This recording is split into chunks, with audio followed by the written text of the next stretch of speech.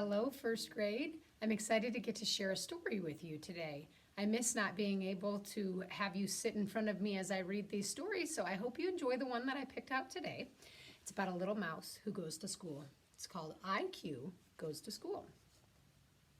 To Todd. September. IQ came to school on the first day. Children, said Mrs. Ferber, the teacher, this is IQ. He is our class pet. But IQ didn't want to be the class pet. He wanted to be the student. Every day when he watched and listened when Mrs. Ferber read a book, IQ sat quietly with his hands in his lap. Some books made him laugh, and some made him cry. But he loved them all. Mrs. Ferber said everyone needed exercise, and when the children went to recess, IQ ran on his wheel. Each Monday, Mrs. Ferber picked the student of the week. That student got to sit in a special chair and bring things to share for the entire week. Mrs. Ferber picked Holly's name first. IQ wondered when it would be his turn to be student of the week. October. In October, the class learned the alphabet, and when everyone went home, IQ hummed the alphabet song to himself. Then he didn't feel so lonely. During the last week of the month, the class cut out decorations for Halloween. IQ had trouble using scissors. He made his decorations out of tissues and string instead. See, he made little ghosts for his cage. November. In November, the class learned the names of all the colors in the rainbow. IQ tried to color his own rainbow. The crayons were too big, so he finger painted the rainbow instead. IQ had a small role in the Thanksgiving play. The night of the performance, he played his part with lots of emotion. At the end, he took a bow. IQ still wondered when he would be student of the week. December. By December, IQ could count to 10 on his toes. Danielle, Tim, and Jonathan shared their different holiday traditions and talked about their plans for winter break. IQ worried that he would spend winter vacation all alone at school. But Mrs. Ferber asked, who would like to take IQ home for the holidays? Nearly every student raised their hands. Mrs. Ferber chose Stephanie, who was sitting nice and quietly. I do that sometimes too, don't I? Pick the kid who's sitting nice and quietly. IQ's vacation was everything he hoped it would be. He opened presents, he built a snowman, and he even drank hot chocolate. January. After New Year's Day, Stephanie returned IQ to the classroom. He used the treats Alex sneaked to him to learn about more, equal, less than, and zero.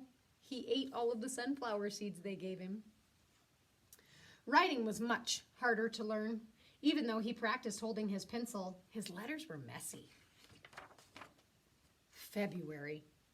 In February, IQ made valentines for each of the other students and an extra special one for Mrs. Ferber.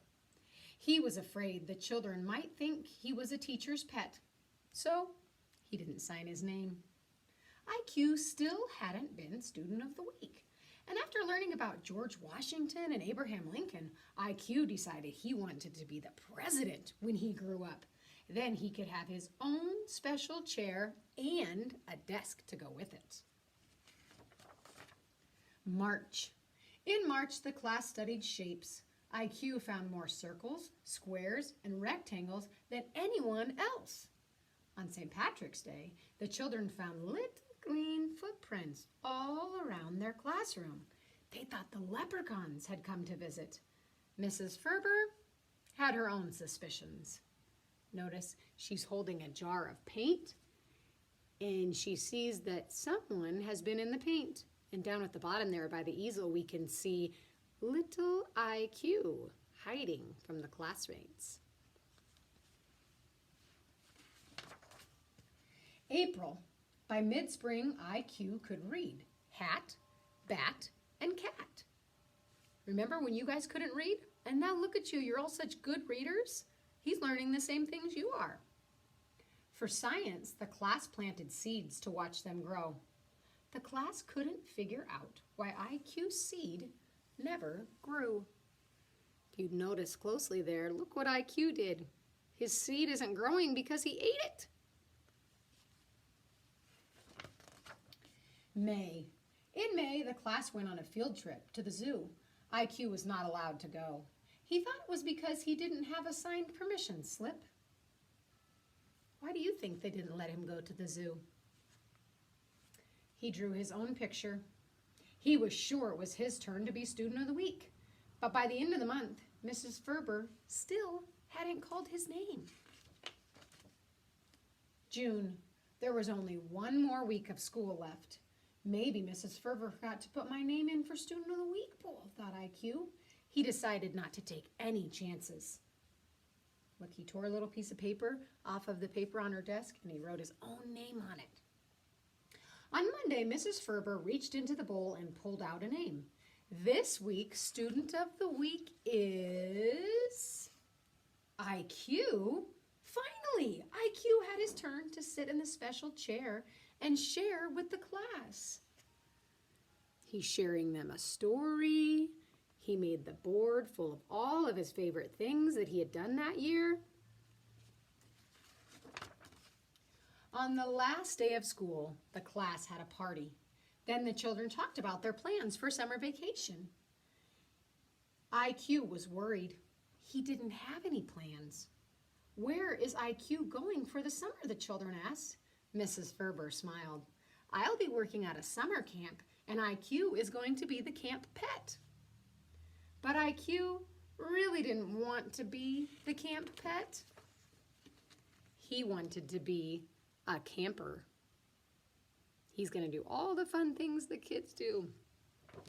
Well, boys and girls, the reason I picked this story to share with you, I thought maybe it would help you with your writing assignment. So you have a writing assignment where you are going to write about some of the things that you are doing at your new school, your home.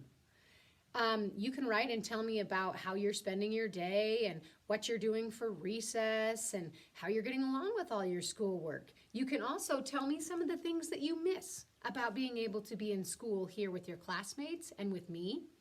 So I thought this would be a fun story to share with you. Maybe get your imagination going a little bit so you know what to think of when you're thinking about the things that we used to do at school and the things that you're doing at school at home now. I miss you. Until next time, bye.